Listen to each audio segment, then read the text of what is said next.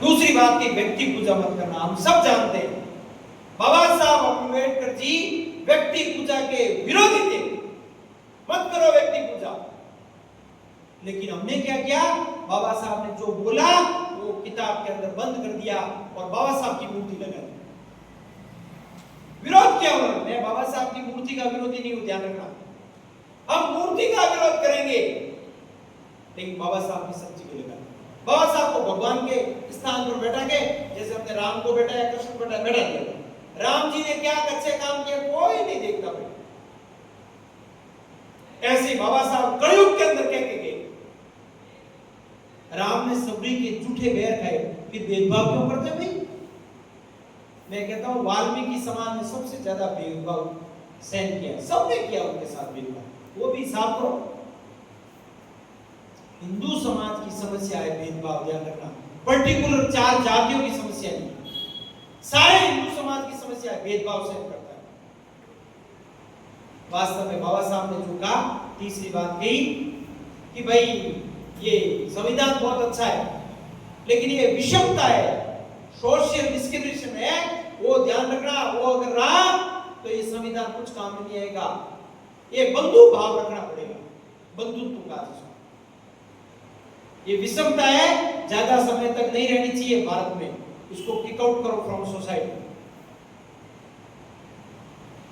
ये बात बाबा साहब ने कही, लेकिन पालना कितने करते हैं? आज वास्तव में ये युवा समाज इसीलिए है कि हमारा संविधान है, उसकी प्रियम्बल की पहली पंक्ति है we the people of Bharat. हम भारत के लोग। हम भारत के लोग यानी क्या है?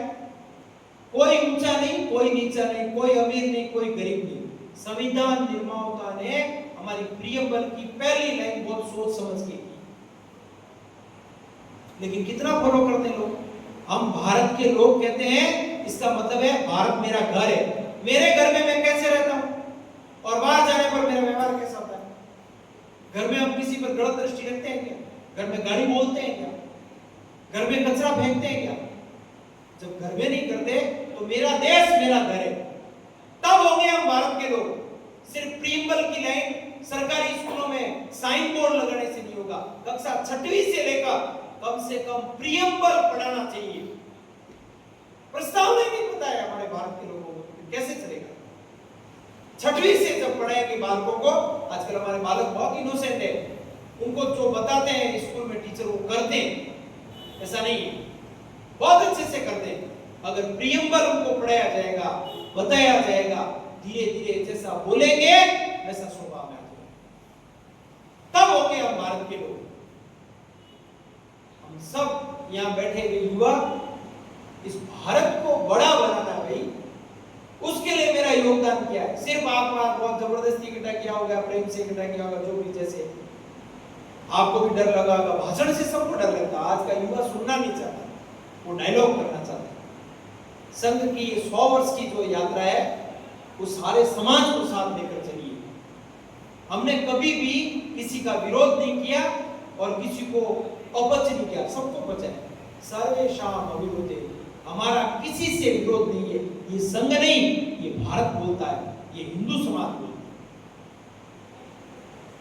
हम लोग तय करें कि हम एक राष्ट्र है, नहीं तो 80 साल बाद हम तय नहीं कर पा रहे हैं कि हम भारत है, इंडिया है। India that is Bharat.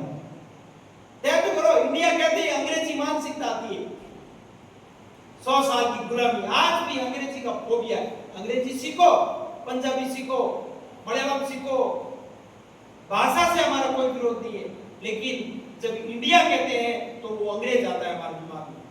औपनिवेशिक मानसिकता, कॉलोनियल माइंड सेटअप जो बन चुका है, उसको तोड़ने की आवश्यकता है। भारत में हम भारत के लोग, ये हमारे व्यवहार में आएगा तो हम जैसा भारत सोचते हैं उसका स्टार्टिंग होगा बनना।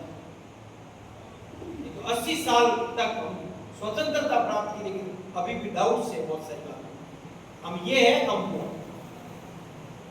हम एक राष्ट्र हैं, इस पर भी कंफ्यूजन। तो अध्ययन करने की आवश्यकता है, थोड़ा अध्ययन करें अपने देश के बारे में, पढ़े। हम युवा हैं, इसका मतलब है हम हमारे देश को, वर्तमान को बढ़ाएंगे और भविष्य का निर्माण करने वाले, अगली पीढ़ी। आज हम लोग यहाँ मंच पर बैठे, कल आप में से कोई लोग बैठेंगे।